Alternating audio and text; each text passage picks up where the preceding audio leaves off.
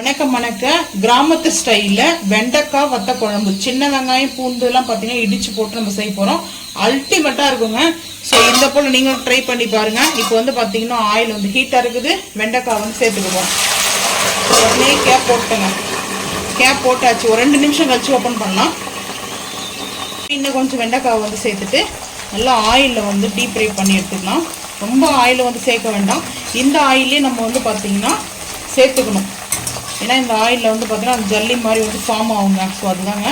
நல்லா வெண்டைக்காய் வந்து பார்த்தீங்கன்னா ரோஸ்ட் ஆகட்டும். ரோஸ்ட் ஆனதுக்கப்புறம் பார்த்துக்கலாம்.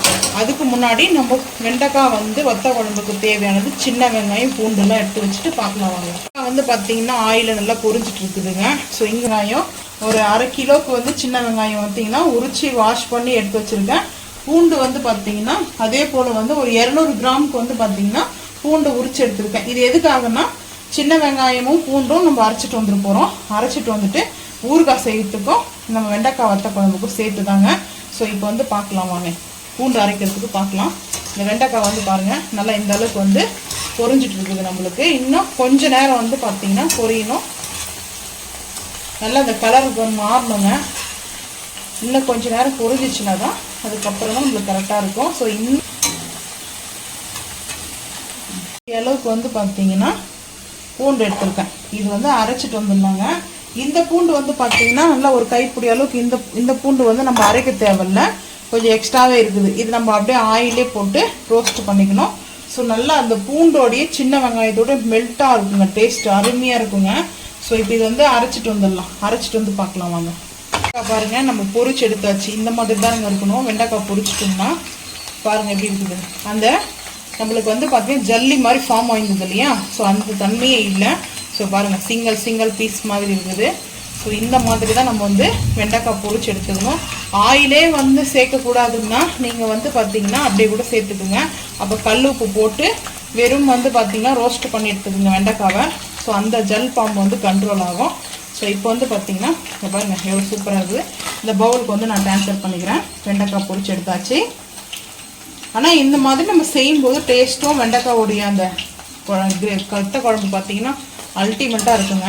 ஸோ அதுதான் மெயினே வந்து பார்த்தீங்கன்னா ஆயில் வந்து அதிகமாக யூஸ் பண்ணக்கூடாது அப்படின்னு நீங்கள் நினைக்கும்போது அப்போது நீங்கள் வந்து வேறு ஆப்ஷன் தான் யூஸ் பண்ணணும். ஸோ வந்து வெறும் வந்து கடாயில் வந்துட்டு உப்பு போட்டு வறுப்பாங்க வெண்டைக்காவை. நல்லா வாஷ் பண்ணிவிட்டு தொடச்சின்னு ஒரு கிளாத் வச்சு தொடச்சி தாங்க செய்யணும்.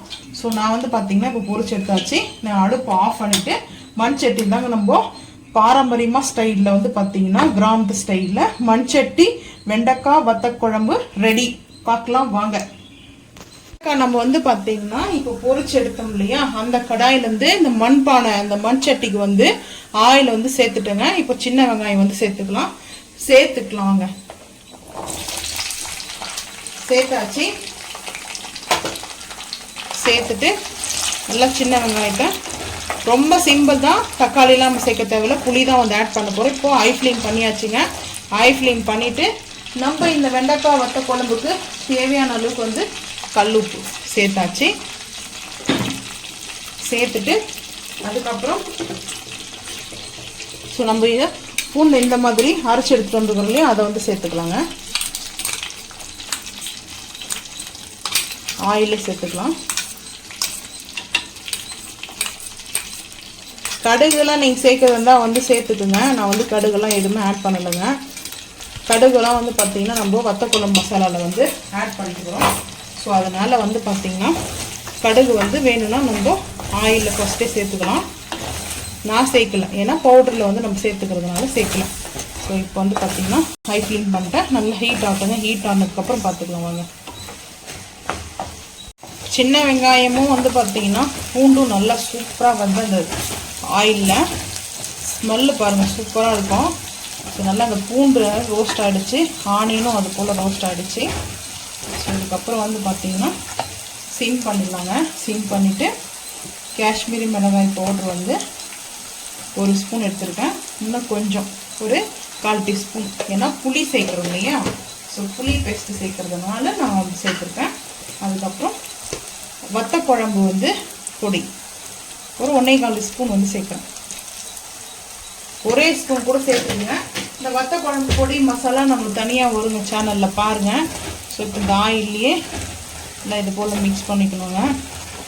பாருங்கள் சும்மா ஆயில் எப்படி இருக்குது, மணக்க மணக்க கிராமத்து ஸ்டைலில் சின்ன வெங்காயம் பூண்டு வெண்டைக்காய் வத்த குழம்பு சூப்பராக இருக்குங்க.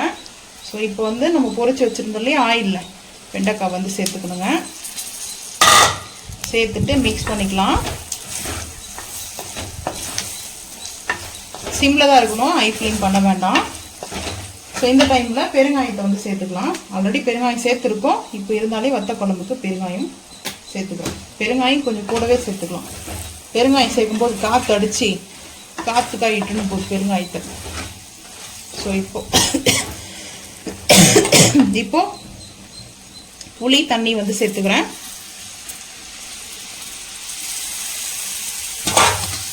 தேவையான அளவுக்கு புளி தண்ணி வந்து சேர்த்துக்குங்க, அது உங்களோட விருப்பம் தாங்க.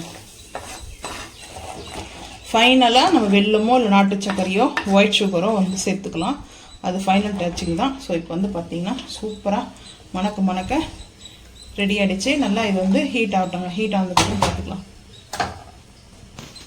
கோல்டு வந்து பார்த்தீங்கன்னா நல்லெண்ணெய் ஆல்ரெடி எண்ணெய் இருக்குங்க. எண்ணெய் இருந்தாலும் நம்ம வந்து எப்பவுமே வந்து தாளிக்காமல் எண்ணெய் வந்து ஹீட் இல்லாமல் சேர்க்கலாமான்னு இல்லை, சேர்க்கலாம். நம்ம இப்போ வந்து இந்த சட்டியில் இந்த மாதிரி சேர்க்கலாங்க. சட்டியில் இந்த ஃபைனலில் நல்லா மேலே இப்படி நம்மளுக்கு ஆயில் வந்து பார்த்திங்கன்னா, ஸோ இப்போது இப்படி சேர்த்துட்டோம்னா நம்மளுக்கு கரெக்டாக இருக்குங்க. பாருங்கள் நல்லா மதக்க இருக்குது. ஸோ இப்போ வந்து நாட்டு சக்கரைங்க நான் சிம் பண்ணிட்டுக்கிறேன். அடுப்பு வந்து ஹை ஃப்ளேமில். நாட்டு சக்கரை வந்து பார்த்திங்கன்னா ஒரு 2 பிஞ்ச் அளவுக்கு சேர்த்துருக்கேன். அவ்வளோதாங்க. நல்லெண்ணெய் நம்ம வந்து அப்படியே சேர்த்ததுனால அந்த ஸ்மெல்லு நல்லாயிருக்கும். இந்த சட்டி ஈட்லேயே டேஸ்ட் அவ்வளோ அருமையாக இருக்குங்க. அதுதாங்க மெயின். அவ்வளோ அட்டகாசமாக இருக்குங்க டேஸ்ட்டு. ஸோ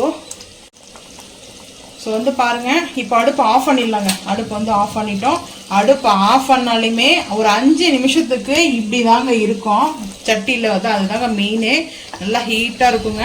இங்கே வந்து பார்த்தீங்கன்னா நல்லா மிதக்க சூப்பராக இருக்குதுங்க.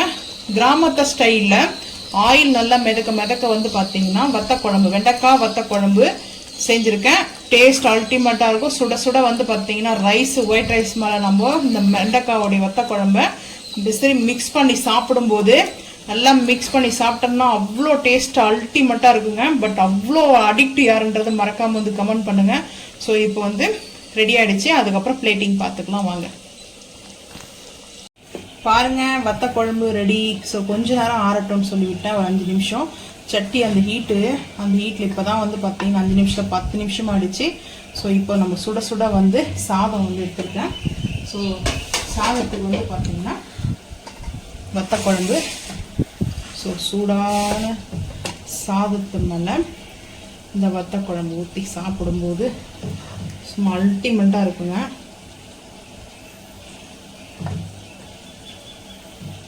யாருக்கெல்லாம் இந்த வத்த குழம்பு ரொம்ப பிடிக்கும்ன்றதையும் மறக்காமல் வந்து கமெண்ட் பண்ணுங்கள். புரட்டாசி மாதம் மட்டும் செய்யுங்க, இல்லை எல்லா நாளும் செய்யுங்க? புரட்டாசி மாதம் தான் வத்த குழம்பு செய்யணும்னு என்ன இருக்காண்ணா? இல்லை, அந்த டைம் சாப்பிட்டா தான் ஒரு காம்பினேஷனாக இருக்கும். என் நான்வெஜ் ஃபீலுக்காகவா? ஸோ இங்கே பாருங்கள், அதை ஃபில் பண்ணல. இது இப்போ செஞ்சாச்சு. அதுக்கப்புறம் வந்து பார்த்தீங்கன்னா இங்கே பாதாமும் முந்திரியும் வந்து நான் இப்போ வந்து இதில் சேர்க்கல, வேணும்னா சாப்பிட்டு கூட பாதாமும் முந்திரியும் பருப்பு வந்து அரைச்சி பட்டாணி உருளைக்கிழங்கு கிரேவி வச்சுங்க. ஸோ அந்த கிரேவி இருக்குது, வேணும்னா கிரேவி வந்து சேர்த்து சாப்பிட்லாம். சாப்பிட்டதுக்கப்புறம் சாப்பிட்றதுக்கு வந்து பார்த்தீங்கன்னா ரசமலாய் வந்து பார்த்தீங்கன்னா வீட்டிலே செஞ்சுங்க. ஸோ எங்கள் வீட்டில் வந்து பார்த்தீங்கன்னா இதுதான் லஞ்ச் வந்துட்டு. உங்கள் வீட்டில் லஞ்ச் வெஜ்ஜா நான்வெஜ்ஜான்றதை மறக்காமல் வந்து கமெண்ட் பண்ணுங்கள்.